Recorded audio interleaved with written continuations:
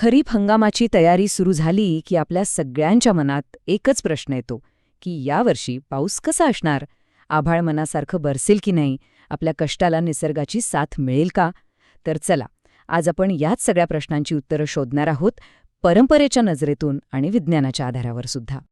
आणि बघा, हा प्रश्न काही फक्त आपला एकट्याचा नाहीये, तो पिढ्यानपिढ्यांपासून चालत आलेला आहे. प्रत्येक शेतकरी जो आभाळाकडे डोळे लावून बसलेला असतो, त्याच्या मनात हीच धाकधूक असते. कारण आपलं अख्खं वर्षभराचं नियोजन, आपले कष्ट, आपल्या आशा, सगळ्यांचं सगळं या एकाच गोष्टीवर अवलंबून असतं. आता पावसाचा अंदाज लावण्यासाठी आपल्याकडे दोन महत्वाचे मार्ग आहेत. एकीकडे आहे तब्बल 350 वर्षांहून अधिक जुनी भेंडवळच्या घटमांडणीची परंपरा. लाखो शेतकऱ्यांचा त्यावर विश्वास आहे. आणि दुसरीकडे आहे आपलं आधुनिक विज्ञान, जे सॅटेलाइटच्या मदतीने हवामानाचा अगदी अचूक वेध घेतं. मग चला, बघूया दोन्ही बाजू काय सांगतायत. चला, सगळ्यात आधी आपण परंपरेपासून सुरुवात करूया. बुलढाणा जिल्ह्यातली भेंडवळची घटमांडणी ही शेतकऱ्यांसाठी फक्त एक भविष्यवाणी नाहीये, तर तो पिढ्यानपिढ्यांचा एक अतूट विश्वास आहे. पाहूया तर, या परंपरेनुसार 2026 हे वर्ष कसं असणार आहे.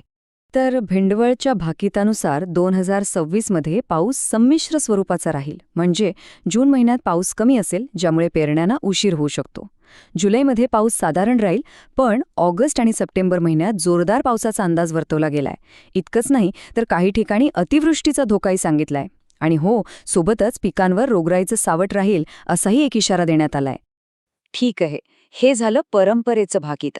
आता आपण वळूया विज्ञानाकडे. आपल्या भारतीय हवामान विभागानं म्हणजे IMD आणि स्कायमेट सारख्या संस्थांनी 2026च्या मान्सूनबद्दल काय अंदाज दिलाय ते बघूया.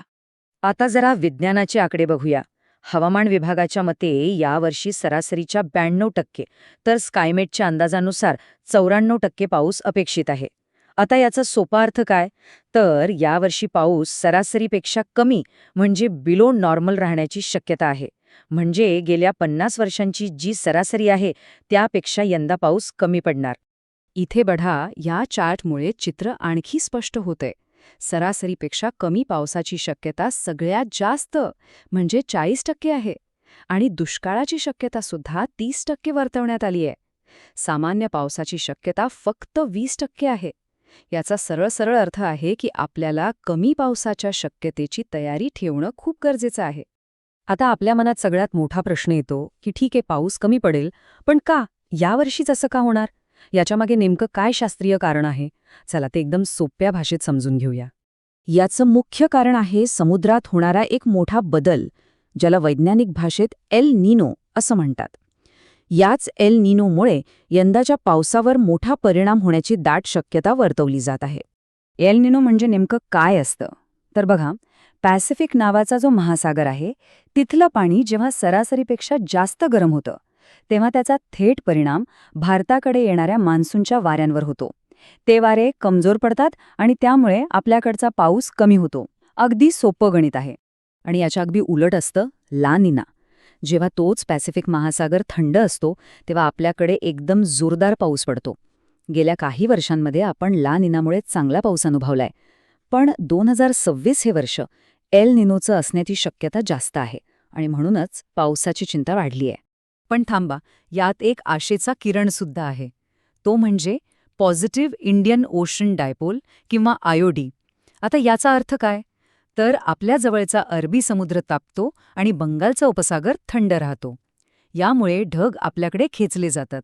जर असं झालं तर एल निनोचा प्रभाव काही प्रमाणात कमी होऊन मान्सूनला थोडी मदत मिळू शकते. चला, आता या 4 महिन्यांच्या मान्सूनचा प्रवास कसा असेल ते आपण महिन्यावार बघूया. कारण एकूण अंदाज काहीही असला तरी प्रत्येक महिन्यात पावसाचं प्रमाण सारखं नसतं. ते समजून घेणं महत्त्वाचं आहे. तर अंदाजानुसार मान्सूनच्या सुरुवातीच्या काळात म्हणजे जून आणि जुलै महिन्यात थोडा दिलासा मिळू शकतो. सुरुवात चांगली होण्याची शक्यता आहे आणि जुलैमध्येही पाऊस टिकून राहील. पण खरी चिंता आहे ती दुसऱ्या टप्प्याची. ऑगस्ट आणि विशेष करून सप्टेंबर महिन्यात पावसात मोठी घट बघायला मिळू शकते. हे आकडे बघा, तुम्हाला अंदाज येईल. जून महिन्यात सरासरीच्या 101% पावसाची शक्यता आहे. म्हणजे सुरुवात एकदम दमदार. जुलैमध्ये 95% पाऊस राहील, जो साधारण म्हणता येईल. पण ऑगस्टमध्ये हाच आकडा 92% खाली येईल. हा जो उतरता आलेख आहे ना, तो आपल्याला सांगतोय की ऑगस्टपासून जास्त सतर्क राहायचंय. आणि हा आकडा सगळ्यात जास्त काळजी वाढवणारा आहे. सप्टेंबर महिन्यात सरासरीच्या फक्त 89% पावसाचा अंदाज आहे. याचा अर्थ काय? तर जेव्हा पिकांना पाण्याची सगळ्यात जास्त गरज असते, नेमकं तेव्हाच पावसाचा मोठा खंड पडू शकतो. त्यामुळे ह्या महिन्याचं नियोजन करणं खूप महत्त्वाचं ठरणार आहे. बरं, हे सगळं झालं देशपातळीवरचं आणि महिन्यावार विश्लेषण. पण आपल्या स्वतःच्या भागात, आपल्या राज्यात नेमकी काय परिस्थिती असू शकते? ही पावसाची तूट कुठे जास्त जाणवणार आहे? या तक्त्यावरून एकदम स्पष्ट दिसतंय की महाराष्ट्र, मध्य प्रदेश, गुजरात, राजस्थान, पंजाब आणि हरियाणा या राज्यांमध्ये पावसाची तूट जाणवण्याची शक्यता सगळ्यात जास्त आहे. म्हणजे हा संपूर्ण मध्य, पश्चिम आणि उत्तर भारताचा पट्टा आहे, जो खरीफ पिकांसाठी खूप महत्त्वाचा मानला जातो. याच्या उलट ईशान्य भारतात मात्र पाऊस सामान्य किंवा जास्त असू शकतो. अंदाज कसाही असो, घाबरून जाण्यापेक्षा तयारी करणं हे नेहमीच महत्त्वाचं असतं. मग या माहितीच्या आधारावर आपण काय नियोजन करू शकतो? चला आता थेट कृती योजनेवर बोलूया. सगळ्यात पहिली आणि सर्वात महत्त्वाची गोष्ट म्हणजे पेरणीचं नियोजन. आपल्याला कमी पाण्यावर येणाऱ्या आणि कमी दिवसात तयार होणाऱ्या पिकांची निवड करावी लागेल. जमिनीत किमान 80 ते 100 मिलीमीटर पाऊस झाल्याशिवाय आणि चांगली ओल तयार झाल्याशिवाय पेरणीची अजिबात घाई करायची नाही. लक्षात ठेवा, योग्य पिकाची निवड हाच या हंगामातल्या यशाचा पहिला मंत्र आहे.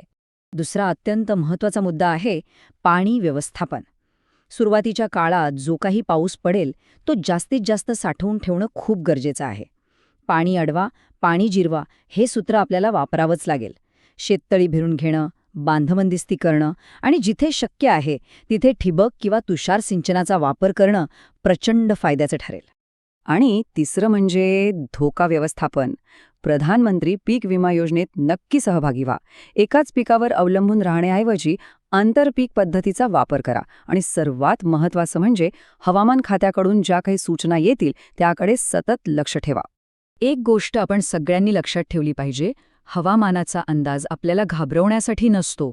तो आपल्याला येणाऱ्या परिस्थितीसाठी तयार करण्यासाठी, आपल्याला सावध करण्यासाठी असतो. ही एक संधी आहे योग्य नियोजन करण्याची. संकट कितीही मोठं असलं तरी जर आपल्याकडे योग्य माहिती असेल आणि त्या माहितीच्या आधारावर आपण अचूक नियोजन केलं तर आपण कुठल्याही हंगामावर मात करू शकतो. कारण शेवटी निसर्गाच्या आव्हानांना सामोरं जाण्याची खरी ताकद आपल्या कष्टात आणि आपल्या नियोजनातच आहे.